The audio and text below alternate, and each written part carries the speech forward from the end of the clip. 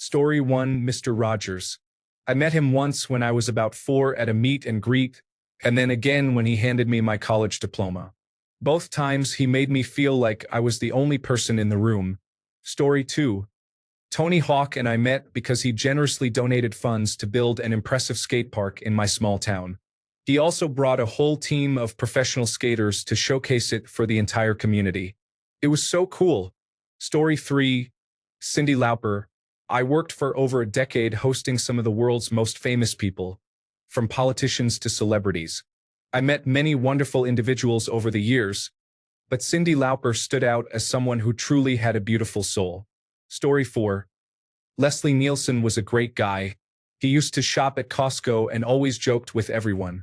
He always had a smile on his face. Story 5. Gregory Hines. My partner and I were promoting our monthly club night just off the main street in downtown Memphis. Many people were in town for the Tyson versus Lewis fight and looking for things to do afterward. The deep house music from our event caught Mr. Hines' attention. He paid to enter and danced enthusiastically all night. He was such a nice person, shaking our hands and thanking us on the way out. I was barely 22, and it amazed me. Story 6. Ethan Hawke. I met him back in the 1990s outside a small theater in New York City. He asked me more questions about myself than I could ask about him. He seemed like an old friend. Story 7. Wayne Brady. When I was 10 years old, my family took a road trip to Reno. My parents wanted to gamble a bit, so they took us to a kids' zone. It had arcades and even laser tag. After playing for a few hours, Wayne Brady and a few friends walked in. He apparently had a show that night in the casino. All the employees took photos with him when he arrived. I recognized him because my parents were big fans of Whose Line Is It Anyway? He came up to us and asked if we wanted to play laser tag against him. We were so excited to be playing against him until our vests wouldn't stop buzzing from getting hit. He completely dominated us. I'm pretty sure they had 6 times our score. As he was leaving, he asked for my name and told me he would leave some tickets to his show for me at the box office. When our parents picked us up, we told them we had a surprise. They were so confused. After dinner, we mentioned we had something planned. I walked up to the ticket booth with my parents right behind me, still confused. I asked the ticket lady if she had anything under my name, and she said, "Yes, your friend Wayne said you'd be stopping by." She handed me 4 VIP tickets to Wayne's comedy show that night. It was one of the best experiences of my life. I still have the Polaroid of me and Wayne at the laser tag place. Story 8. Elijah Wood is incredibly nice and normal. He will chat with anyone like a regular person. Is he the most normal former child star? Story 9. Monica Lewinsky was an assistant at a very small company where she occasionally held meetings. She always took the time to say hello and catch up with me.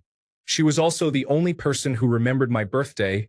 My boss forgot, and she stopped by that day with a gift for me. She was a wonderful human being, and I have immense respect for how she has lived her life since the scandal. Story 10. Giancarlo Esposito was a pleasure to meet. He spoke at my college years ago and shared insights about his life and his work on Breaking Bad. He even mentioned his time on Community. Story 11. Post Malone. Everyone on his team during pre-production said he is truly the greatest person ever. I thought, how great can he be? Post Malone is one of the nicest and genuinely kind people I have ever met. He brought his parents on set and was excited to share what we were doing with them. He deserves all the success in the world. Story 12. David Bowie was very kind. He pronounced my name correctly, which is different from how most others say it, and he thanked me for my help. Story 13.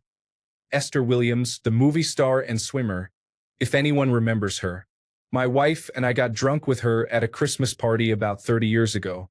Her body Hollywood stories were hilarious, and she was a sweetheart. Story 14. I ran into Dan Aykroyd years ago at the Metropolitan Museum of Art in New York City.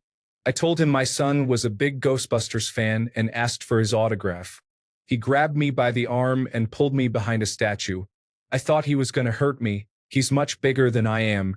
He said he didn't want to create a scene, hence the statue hideout. Then he wrote a nice, personalized note to my son, which included, "Take good care of your pop." and signed it with the in Ackroyd shaped like a cone head. So cool. He is a nice guy. Story 15. Robin Williams was a literal delight and the personification of humility and appreciation for his fans. Story 16. Sean Astin came and spent about 20 minutes with the technicians before giving a talk about his childhood and bipolar disorder. Story 17. Kevin Smith was a delight when I met him on the streets of Hollywood after one of his podcast recordings. Story 18. Sissy Spacek lives in the same city as I do and is always very kind. I had her as a customer in my store 5 or 6 times. Recently, my wife and I were behind her in line while she was returning an item. She was extremely patient with the young cashier who was struggling and unaware of her identity. She turned to me, smiled, and apologized for making me wait. Story 19. The only ones I ever met were the cast of The X-Files at a photo opportunity shoot. They were all very nice. I love them all. When I was set to get my picture with David and Jillian, I couldn't even speak. I was in awe and they both helped me through it. I will be a fan forever. Story 20. He was incredibly kind. I saw him in line at Starbucks and got right behind him. I sheepishly asked, "Hey man, can I get your autograph?" He replied, "It's 2010. Ask for a selfie." He said, "Get your camera ready. As soon as I come to you, take the picture. Then there will be a crowd, so we need to leave quickly." He was right. Everyone was lining up for selfies. We both rushed out of the Starbucks. Story 21. Jennifer Garner. I used to nanny for her children, so I spent a lot of time with her. She is the real deal. Story 22. Penn Jillette used to visit his much older sister in the nursing home where I worked, along with his family. He is just a really nice guy. Story 23. Not long ago, I met John Heder, known for his role in Napoleon Dynamite, at a fan convention. He was really friendly, and we had a good conversation. He seemed genuinely happy to be there. Story 24. Bryan Cranston and his wife were sitting next to us at dinner, and we ended up talking the whole time. They spent a lot of time chatting with my daughter, who was visiting Barnard College, about colleges and the schools their daughter considered. They were really normal, sweet people. Story 25. Dave Grohl. I met him many times in a Halloween store I managed during my short time living in Los Angeles in 2008. He later introduced me to his wife and baby daughter. I wanted to get a picture with him each time, but I didn't want to risk my job or be rude in front of customers. Most importantly, I didn't want to make him feel less than normal, as he began visiting frequently to look at our Halloween items for his home. He was always so cool whenever he stopped by, and I got to ring up his purchases on my last shift. He told me to have a safe trip back to Ohio, which I thought was really nice since he remembered where I was from after our first interaction. To this day, I also regret not asking him about the 1992 MTV Video Music Awards. So, Dave, if you're out there, next time I'll probably ask for that photo opportunity. Story 26. Sylvester Stallone was very positive and encouraging. John Bernthal helped us survive a boring 1-hour rain delay, largely alone, in the Shreveport, Louisiana airport. He would not share any secrets about his upcoming final season on The Walking Dead. I tried. Story 27. Chaz Palminteri was a complete gentleman. I ran into him outside a restaurant in Manhattan during SantaCon in the early 2000s. We chatted briefly, and he made time for us to take a selfie. I also encountered Jon Stewart at Balthazar. I didn't have a chance to speak with him as he was coming out of the restroom with his young son, but I gave him a big smile and a nod that conveyed, "You're amazing, and your takedown of Crossfire is my go-to pick-me-up video whenever I'm having a bad day." He smiled and nodded back, seemingly happy that I wasn't making a scene. Story 28. Fran Drescher. Here is a comment I made about meeting her. Story 29. I sat next to Robert Duvall on a commuter flight from Washington, D.C. to New York City many years ago. He was very personable, and we enjoyed admiring the sight of Manhattan as we flew over it. I wasn't completely sure it was him, so I memorized a mole on the right side of his nose. Sure enough. Story 30. Jeff Goldblum. The man exudes charisma and quirky charm. He is incredibly nice, listens when you speak, has a fantastic scent, and is much taller than you would expect. Story 31. Kathy Ireland is a genuine sweetheart. A friend of mine works in the entertainment industry. I have met Kathy many times over the past 30 years, and she has always been very kind.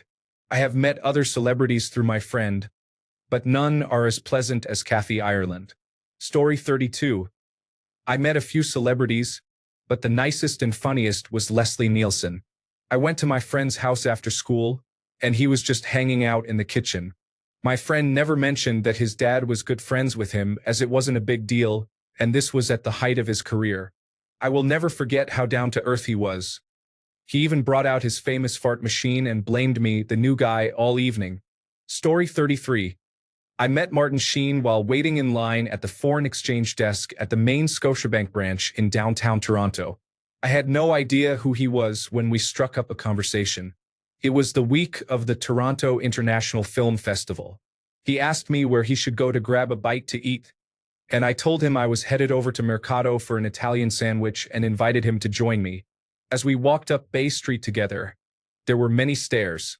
One person who passed us came running back asking for an autograph, addressing him as Mr. Sheen. It was then I realized who he was. We shared a laugh, got our sandwiches, and ate them together like a couple of regular guys. I didn't mention how big of a fan I was of Apocalypse Now and his remarkable performance.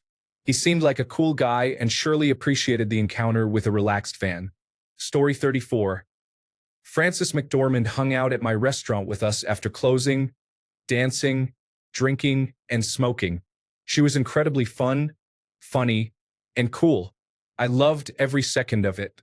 Story 35. Tom Selleck and Sean Connery. We met them when we took my mom to the beach for the last time. She always night fished off the Cherry Grove Pier. Those two were there.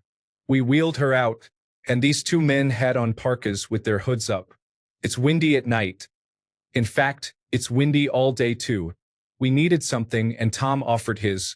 I didn't recognize his voice, but my mom sure did. We all sat there fishing for hours in the middle of the night. It was a wonderful night, one that I'll never forget. They were so kind and gracious, true gentlemen. Story 36. Hugh Jackman. I have shared this story before, but I am a photographer who used to cover high-end events. There was one event where Hugh was performing for a company. I was covering a VIP step and repeat where guests could meet him. He showed up early, which is surprising for a celebrity. I know the drill of staying in my spot and waiting for guests, but he came up to me, introduced himself, and we chatted for about 5 minutes. Afterwards, he thanked me and complimented my work. He didn't have to do that, but it really left a mark. Another memorable encounter was with Jason Lee, which is a somewhat similar story, as we talked about skateboarding. Lastly, Michelle Obama approached me and thanked me, even though her security detail seemed surprised by her interaction. Story 37. I met Dan Aykroyd in a Bevmo. He was very kind. My son was with us, and he stepped away from the alcohol to take a picture with him without any drinks in the frame. Story 38. Anthony Starr, also known as Homelander, surprised me with his approachability. I always bring a small box of chocolates and a thank you card when I attend conventions, as a way of expressing gratitude for their time. When I handed it to him, he paused, looked up, and I felt a moment of fear, thinking he might be on a strict diet. However, he smiled broadly before saying, "Are you trying to stop Homelander from getting into the suit?" I laughed nervously and replied, "I would be saving the world if I did." He laughed again and asked why I brought gifts. I explained that if he didn't want to eat them, he could pass them to the Comic-Con staff. He was genuinely touched and asked if I wanted a hug. I nearly fainted. A hug from the star who plays the deadliest villain in a television show? Yes. Honestly, he was fantastic to meet. Story 39. Jamie Lee Curtis came into the record store where I worked in the 1990s. I recommended the new Squirrel Nut Zippers album. She bought it, and a few days later, she sent her driver to purchase the rest of our stock to give as gifts to the film crew at the wrap party. Fast forward nearly 30 years, and by coincidence, I am currently her nephew's hairstylist. He is very nice. Story 40. Geddy Lee from Rush. I met him outside a Björk concert. I was intoxicated and a bit of a jerk, while he was all class. The next day, I felt bad. Sorry, Getty, you're a gem. Story 41. That's easy, Conan O'Brien. He is a true gentleman. I've had the pleasure of meeting him a few times, and he was always genuinely kind, respectful, and gracious. You can also see it in the way he interacts with those who work with him. He's an incredibly nice guy. Story 42. Kenneth Branagh was the honorary president of our amateur theatre company in Swindon, UK. He invited us to do pre-planning shots for his adaptation of Hamlet in the 1990s. He was down-to-earth, friendly, and very self-confident, and he got us all very drunk. Story 43. Cameron Diaz was very nice when I met her. I was working at a ski shop and she rented gear from us. At the end of the day, she was returning her gear, and I was taking out the trash with my arms full. She even offered to help. I declined her offer and joked, my bosses would be upset if they found out Cameron Diaz was taking out our trash, which made her and her husband laugh. Story 44. Conchata Farrell was my instructor for a sitcom acting workshop I took years ago. She and her husband were very kind. This was when 2.5 Men was still filming. After the workshop, she arranged for my family and me to receive free tickets to watch a taping of an episode. A few years later, I was experiencing a crisis while in college, second-guessing the program I was in, and I called her for advice on a whim. To my surprise, she actually picked up and talked with me for about 20 minutes until she was called back to the set. I will never forget her. Rest in peace. Story 45. John Corbett on the Roslyn, Washington exterior set of Northern Exposure in 1993. I was standing with a middle-aged couple who had never seen the show and were hoping to get his autograph for their daughter. John saw us and strolled right over, chatting for about half an hour. When the couple told him their daughter was a big fan, he took their video camera and handed it to me. Then he draped his arms over the couple's shoulders, and I proceeded to record his video message to her, telling her how cool her parents were, and that if she ever came to Roslyn, he would take her for lunch. Story 46. Tony Shalhoub is an incredible actor. I am a huge fan of his show Monk, and attended a matinee performance of a play he was in. I stood outside to get him to sign my program, and he was very kind to everyone. He made sure to stop and talk to each person, and once the line cleared, he put on a baseball cap and walked down the busy New York street in broad daylight, stopping to greet anyone who recognized him. He seemed like the most genuine and nice person. Story 47. Jim Belushi is truly the nicest person. I had the opportunity to talk with him while he was having dinner, as he mentioned that he disliked eating alone. He asked me questions and was genuinely interested. I even got to discuss my favorite movie of his, Mr. Destiny. Story 48. Barbara Bush was a lovely woman, very grandmotherly in person. She took the time to chat with me at a Toys for Tots event. I had gone early to drop off my toy before work at the mall, and she was there alone with just one Secret Service agent. Story 49. Oscar and Angela from The Office are two of the notable characters. Ed Helms was polite, and I managed to get a nice picture with him, but he seemed to be in a hurry, which was disappointing. Ryan Gosling was intriguing. He has a unique personality, but it comes across in an appealing way. He was filming part of Blue Valentine in my city and, by all reports, was also kind to the locals. Story 50. Jack Nicholson. I was a teenager at a Lakers game. When he asked how I was, I joked that I had better seats. He signed my ticket. Great guy. Story 51. I worked in radio and television for 20 years and met many great celebrities. The ones I remember as being the most friendly are Dominic Chianese, Hoda Kotb, Kathy Lee Gifford, Trey Anastasio, Huey Lewis, Joe Biden, Herm Edwards, Barry Melrose, Frank Caliendo, Archie Manning, Christopher Guest, and Ryan Leaf. Story 52. I met Reba backstage at Cheyenne Frontier Days about 35 years ago. She was wonderful, or so my parents say. To be fair, I was a toddler, but I can say she held me in her arms for a minute. Story 53. A tie between Jennifer Aniston and Ron Livingston. I worked on Office Space for a couple of days and both were very normal, nice, friendly people. I knew several people from Ron's high school. We spoke for about an hour. He is a great guy, very bright.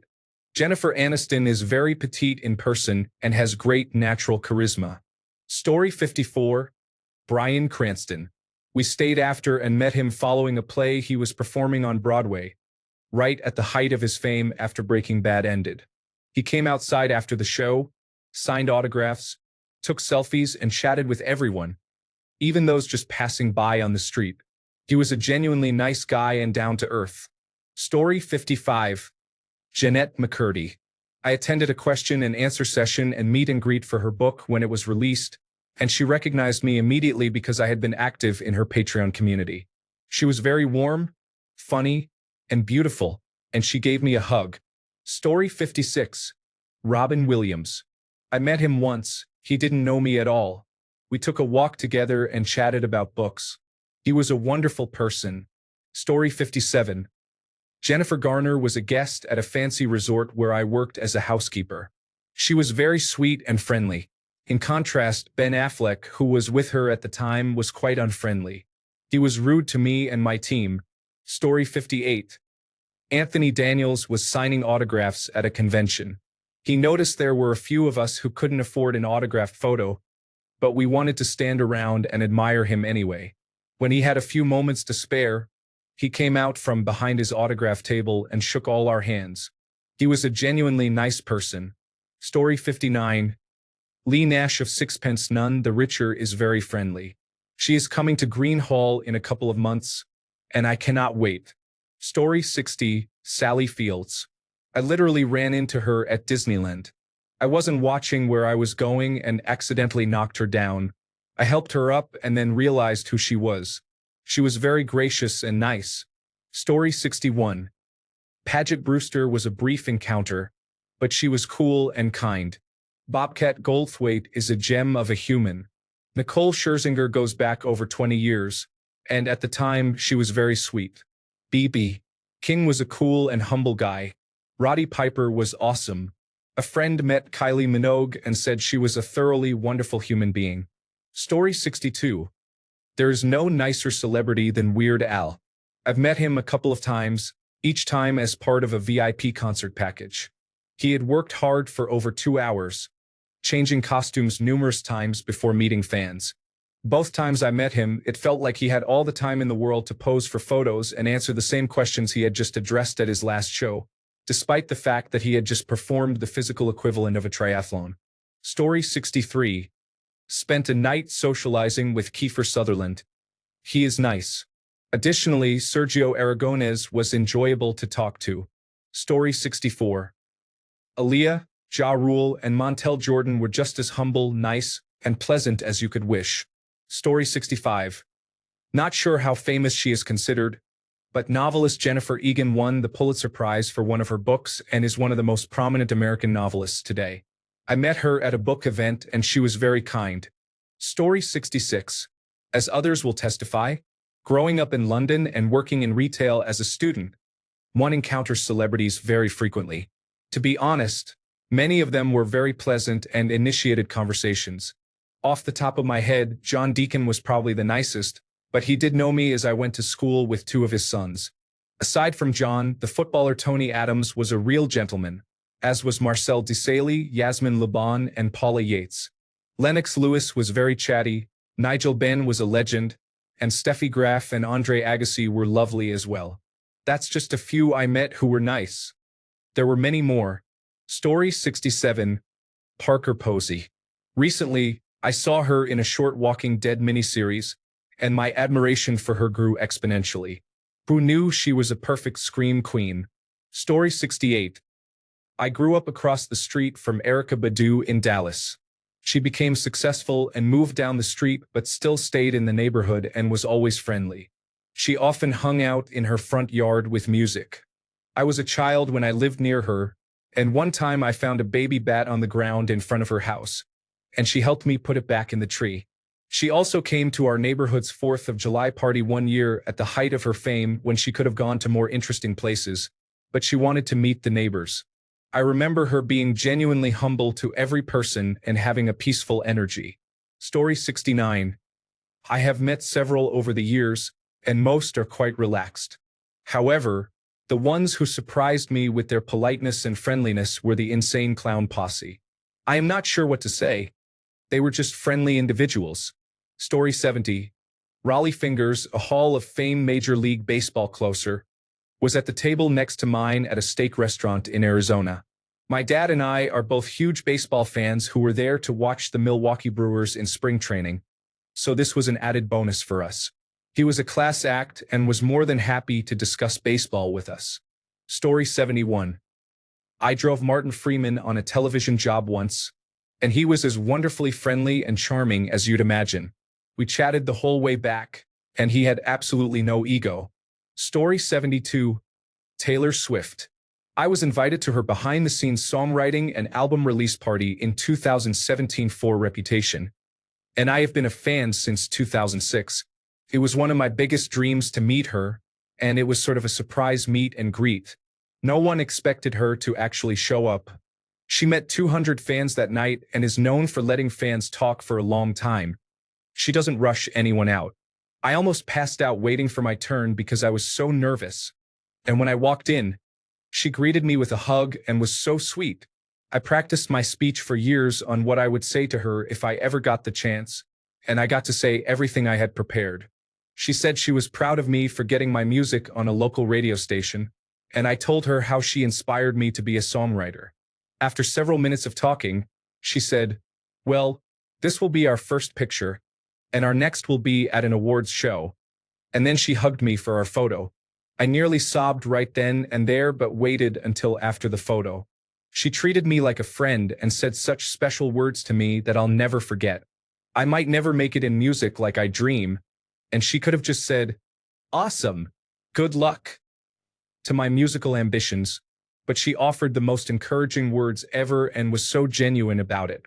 Still the highlight of my life all these years later. Story 73. Paul Mescal. I see him quite a few times a year as I work in London. I have only met him properly once, though. Story 74. Guy Fieri was very nice. He bought my group of friends drinks and took pictures with everyone. He was in my college town filming. Story 75. Vincent Pastore worked with me on a film. The director was mistreating me, and he wouldn't tolerate any of it. Story 76. Shaquille O'Neal did something kind for me and a couple of friends one night in Orlando. He talked to us for a while about his new custom motorcycle. I ran into him again years later at a cigar bar when I lived in Boston, but he was with other people and I didn't want to interrupt. Story 77. Matthew McConaughey. I was a valet at a luxury hotel. I got to drive his BMW and went up to grab his bags. He was in his room, and we chatted for a while until his girlfriend was ready to go. He was a good tipper. Ewan McGregor. I had a brief interaction with him in line at H-E-B. He is a really cool guy. Story 78. Kevin Costner caught our boat as we approached a fuel dock in a small harbor in Canada. He was very friendly, chatted with us, and let us get an autograph. Story 79. Some friends and I were extras in the movie Mississippi Burning. They split us up. While I saw Gene Hackman, I worked part of the day with Gaelid Sartain, known for Hee Haw.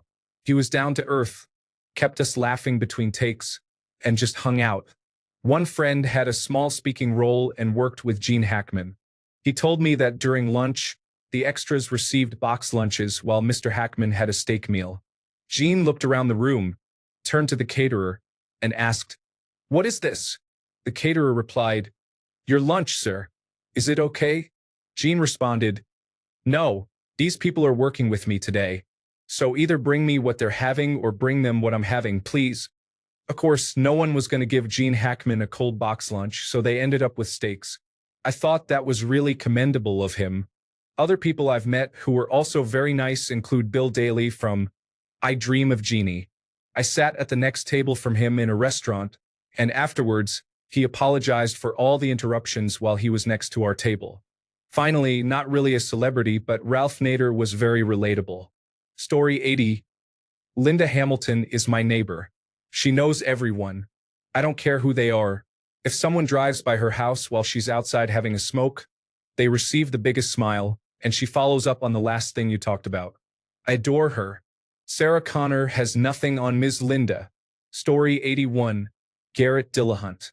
We were on the set of Fear the Walking Dead, and I was among a pile of dead zombies. During rehearsal, he was looking for something, picked up my arm somewhat aggressively, and dropped it. After they yelled, "Cut!" he stood over me and asked, "Hey, was that all right? I didn't hurt you, did I?" He didn't have to check on me, but he did. Later in the parking lot, he waved goodbye, unaware that I was the same person. I had a full mask on during the shoot. Just a really pleasant guy.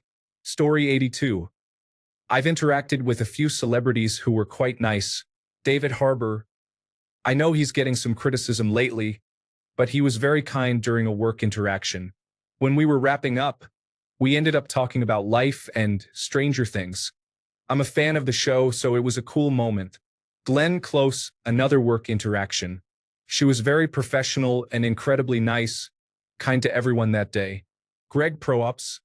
I was at a grocery store and went to grab something at the same time as someone else, and it was Greg Proops. I said, "Be my guest," and he replied, "It's okay, you can get it."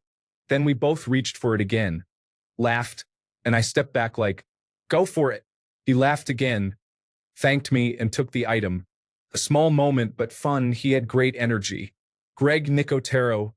I was walking around a comic convention and literally walked into him. I apologized before realizing who he was. And when I did, my eyes widened in surprise. I said, "It is such an honor. I followed your career even before I knew who you were. I'm a bit excited." He smiled widely, seemed really laid back, shook my hand, and said it was really nice to meet a big fan, and asked how I was enjoying the comic convention this year. A quick conversation, but he was a very nice man. I don't usually feel those jitters around celebrities, especially since I often interact with them for work. But Greg Nicotero really got to me. What an amazing career. Story 83. Don't downvote me, but the lead singer of Nickelback bought me a shot or two and held a good conversation. Story 84. Hugh Jackman, Lady Gaga, Pink, Don Johnson, and Greg Kinnear all stand out in my memory, especially Hugh. I met him once at an event in Florida. 3 years later, I found myself at another event he was attending. He saw me, came over, gave me a hug, called me by my first name, and started talking to me as if we had never been apart. I truly admire him. Story 85. Eva Longoria. I met her after a Spurs game when she was still with Tony Parker. She couldn't have been sweeter and even introduced herself as Eva. She was absolutely stunning in person. Story 86. Taylor Swift. We were at an event and she was across the room. I went up and introduced her to my daughter. She was so beautiful and lovely, praising my daughter on how beautiful she is and how much she liked her dress. She made her feel special. I don't care what you hear. She is a beautiful person inside and out. Story 87. Donnie and Marie Osmond come to mind. They are incredibly nice to their fans at every concert. Deeply religious but never pushy like the hypocritical Duggars. Story 88. Shaquille O'Neal visited the Dallas Mall in Frisco in 2001. If I remember correctly, he was with his cousin who was really excited about it, and they were going to a music store to get a CD. I turned to him in shock, mostly because his shoulder muscle was larger than my head. When my brain realized the moment, I said, "Oh, hey, what's up, Shaq?" He turned to me and replied, "What's up?" It was the best day of my life. Story 89. I have met 3 individuals who were very generous with their time. Jim Pederick, Dick Butkus, and Gene Chandler, also known as the Duke of Earl. Gene, in particular, was thrilled to be recognized many years after his heyday. Story 90. George Takei. I was just 14 years old and attending my first Star Trek convention in the mid-1970s. He had a broad smile and greeted each of us autograph seekers as if we were special. Story 91. Dame Maggie Smith. In 1976, at age 15, my summer job was ushering patrons to their seats at the Stratford Shakespearean Festival Theatre in Ontario, Canada. Dame Smith was playing the role of Cleopatra in Anthony and Cleopatra. I was asked to take some friends of hers backstage to her dressing room after the show. She answered the door in a stunning silk dressing gown, with gorgeous thick hair down past her shoulders, and she was a beautiful and classy human being. She made a point of asking my name and kindly thanked me for taking care of her friends. An enchanting woman. Story 92. I have to keep it real as this person is not known for their niceness and has earned a reputation for things they did in their younger days. My company had Mark Wahlberg come out for a charity event, and he was super nice and a total professional. His team advised us of several restrictions, such as posing for photos, but he didn't care about any of that and posed for lots of photos. There was a lot of media present, so they did an impromptu media scrum, and he was asked some inappropriate questions. One example was, "Mark, you wear a cross around your neck now. Would you say Christian values are more important to you now than when you were young and got into trouble several times?" He handled it like a professional, and we raised several $1,000,000 for charity that day. Story 93. Aretha Franklin. I met her at the after-party for the first Rock and Roll Hall of Fame concert in 1995. She was so down to earth and even held the door open for me. Story 94. Dan Rather and a very sweet and down-to-earth Selma Blair. She even shared some quotes from Legally Blonde with me. Story 95. Drew Barrymore was a regular customer at the gas station where I worked in the 1990s. She was always very relaxed and easygoing, driving a Mitsubishi SUV instead of an expensive sports car or luxury sedan. Story 96. John Cena was outside the arena for a while, taking pictures and interacting with fans before the event started. He was patient and kind to everyone, genuinely seeming happy to meet everyone at his own pace. Story 97. I was at a restaurant in New York where theater people are known to go after performances.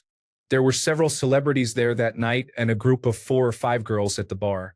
You had to pass the bar on the way in and out. Angela Lansbury went through, and the girls pounced. She was charming and nice with them. She signed something for each one and posed with them for pictures, smiling, friendly, and gracious the whole time. I didn't meet her, but... Story 98. I met Bob Odenkirk at a Cubs game during the early days of Better Call Saul. I mentioned that I was in law school, and he sent me a signed photo of Saul Goodman. I have it framed on the wall of my law office. Story 99. Michael Bublé. I worked the night shift at a hotel front desk, and he would stop to chat with me and the concierge after his shows before retiring to his room for the night. He had a great sense of humor and was genuinely a good person. Story 100. I met King Kong Bundy once when I was a child at a local wrestling show. He signed my program for free, saying, "I usually charge for this, but you look like a good kid." He seemed nice during the 30 to 60 seconds I spoke with him. That is the extent of my celebrity meetings. Story 101. Jamie Lee Curtis was in town for a fundraiser for our children's hospital and stopped at the vintage store where I worked to get gifts for her kids.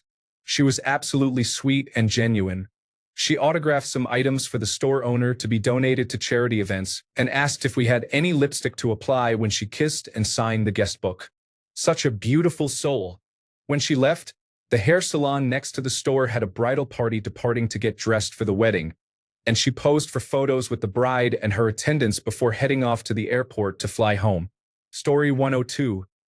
Tom Hanks is a good person. His brother is a professor at the college in my hometown, and he visited regularly. There is a popular ice cream stand that is always crowded when students are around, and he was next to me in line. No one else recognized him because he was growing his hair out. We talked about football and places to eat in town. Roger Ebert was also kind. He was a local fixture who knew everyone. Story 103. Matthew Lillard is hands down the coolest person. I went to see him and the cast of Scream, and he introduced himself as Shaggy to my kids. Zoinks and all. Story 104. Barack Obama was in a 15-minute meeting with him while he was president of the United States. He was super nice, funny, and asked really smart questions. The meeting was about improving aircraft safety, and he supported it. Tom Hanks pranked me and my team. In our first meeting over a video conference, he did this whole thing where he pretended to betray his assistant and acted in a very unprofessional manner. We listened in horror. Then, there was silence for a few seconds, followed by tremendous laughter on the Playtone side. It was all just for fun. We only talked for a few minutes.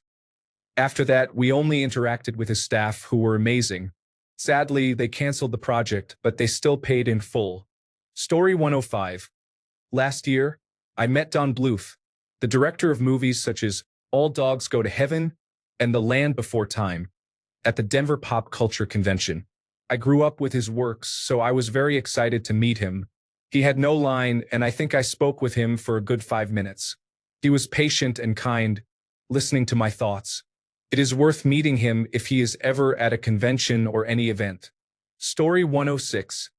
Dolly Parton, Willie Nelson, J.K. Simmons, Missy Pyle, Christina Moore, Pat McAfee, Reba McEntire, and Bello.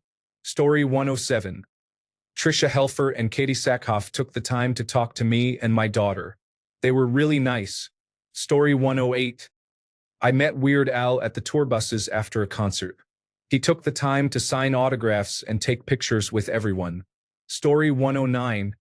I met Eddie Vedder. He was cool and a laid-back guy. We talked about playing guitar and surfing. He had a smell of cigarettes. Story 110. Tie between Brian Tyree Henry and Courtney B. Vance. I met Henry after he saw me in a play that featured a friend of his. He was incredibly nice, shook my hand, and told me how much he loved my performance and the show. He pointed to where he was sitting at the bar and said, "If you need anything tonight, just come find me." I met Vance at a table read for the pilot of Lovecraft Country. There were about 60 people in the room, and I watched him walk up to every single person and introduce himself with genuine warmth. Then he excelled in the read. Story 111. Eric Estrada came to the restaurant where I was working, signed autographs, and took pictures with the staff. Story 112. Renee Zellweger. I met her in 2009 for a CNN Heroes shoot at the Shrine, and she was the loveliest person. I have worked with countless celebrities since then, and she always stood out as the best of the best. Story 113. Lance Henriksen, known for his roles in Alien and Millennium, attended a horror convention. I have been to many conventions and have met numerous horror icons, but he was truly the sweetest person. Story 114. I met a good number of people and they were all nice. Matt Smith was the sweetest human being. Christopher Lloyd was all smiles. LeVar Burton was great. The whole cast of Boy Meets World included Millie Bobby Brown, who was cracking jokes. Nathan Fillion was sweet and loved his fans. David Tennant was fun. Story 115. Tori Spelling was very sweet. She sent me a Christmas gift and even remembered me a year later. I will never have a bad word to say about her. Story 116. Paul Newman spoke with us, 6 college students, after he saw us helping some camp kids enjoy the bumper cars. Story 117. It's a toss-up between Woody Harrelson and Justin Timberlake.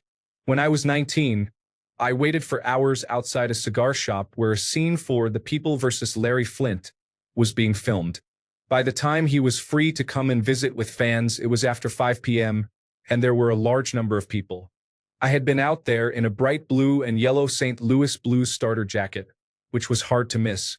Someone asked him for an autograph, and he said, "No," then looked right at me and said, "But would you like one?"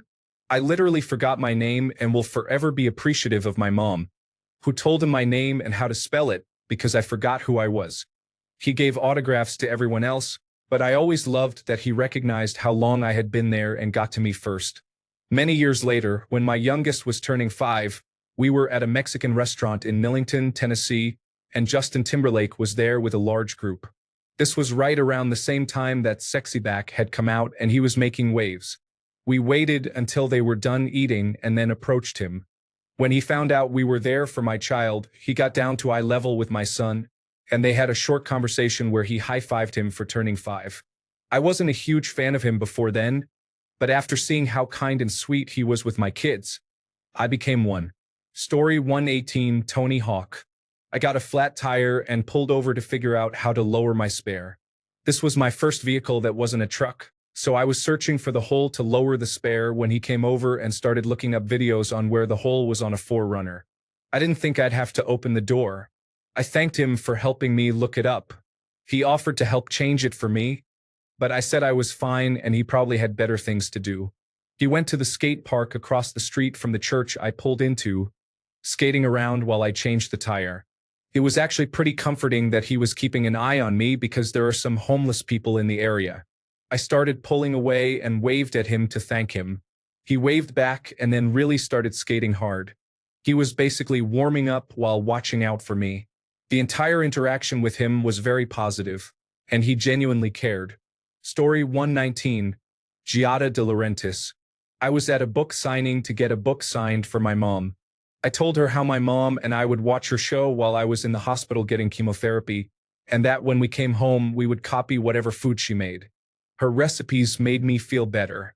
Not only did I see real tears well up in her eyes, but she stopped the busy line and came around the table just to hug me. It was a long hug. By the way, not that it matters, but she is even more beautiful in person than she is on television. Story 120. Believe it or not, Mike Tyson's upper arms were like huge hams. I couldn't help but stare. He let me on the elevator in Las Vegas at the same time as him and his entourage. He didn't believe I would do him any harm. Story 121. Bradley Cooper worked at his talent manager's firm and always chatted with the lower-level staff. He is such a nice person. Story 122. Danny Glover. We almost bumped right into him at the Atlanta airport. We shook his hand, told him we are big fans, and he was very kind. Story 123. Norm Macdonald. I worked at a resort that hosted many comedians and musicians. Norm was one of the few I remember who always acted like a regular guy. Story 124. Penn and Teller are a couple of the nicest people. They stay after every show to shake hands, take photos, and sign autographs. Story 125. I served Hilary Duff while working at a restaurant in Brooklyn. She was very kind. She had her baby there and allowed us to play with her, and she was just very relaxed. My childhood self was crying on the inside. Story 126. Viggo Mortensen worked near me, and we shared a courtyard. He would sit and smoke with me, and he was always a genuinely nice person. Additionally, Goldie Hawn is very sweet and down to earth. Story 127. Jim Gaffigan. I worked with him several times while he was on book tours, and he was the loveliest person. Completely down to earth, affable, and kind to everyone he encountered. He remembered everyone's name and helped carry gear and boxes. He traveled with his entire family, so he was constantly surrounded by his kids, which can be stressful, but he remained completely unflappable. It was a pleasure to work with him, and I am happy for his success. Story 128. Jason Statham used to be my neighbor. He was a friendly guy and would come over to watch UFC fights with us. When he married Rosie Huntington Whiteley and moved away, it was a sad day for the neighborhood. Story 129. John Lithgow was in an elevator in New York City. I thanked him for his work during the Third Rock from the Sun era, and we had a pleasant 40-second conversation. He is a solid person and appreciates his fans. Story 130. Andre 3000. My wife and I spent 20 minutes chatting with him while waiting for our bags at Atlanta International Airport. He is a super chill guy, great conversation, and very friendly. Story 131. Dawn Wells. I met her at a convention about 2 years before she passed away. I had been in love with Mary and from Gilligan's Island throughout my entire television watching life. She was exactly how I imagined she would be: sweet, engaging, funny, and still beautiful. My wife and I talked to her for about 20 minutes and loved every second of it. Story 132. I met Adam Sandler last week, and he is very down to earth. He readily takes pictures, takes a moment to talk to fans, and listens to aspiring actors with patience and kindness. Story 133. John Lithgow hung out with us one night at the Hofbrauhaus in Munich. He was on a break from filming Cliffhanger in Italy. Story 134. Kelly Clarkson and I met at an event where we were both performing. I am just a regular person, so it was a wild coincidence. She was very genuine in complimenting the other performers backstage, and I will never forget it. Story 135. David Letterman owns a sizable ranch not far from where I grew up.